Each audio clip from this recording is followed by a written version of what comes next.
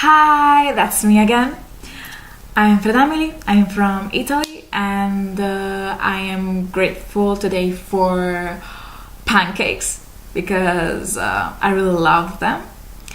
Also for breakfast because it makes the day begin better and my family get closed in breakfast.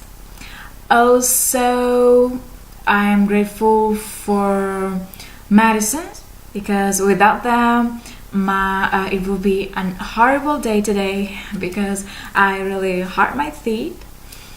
And for being healthy, also because in the complex, I am healthy. And last but not least, having amazing friends. And I think that it's fine like this.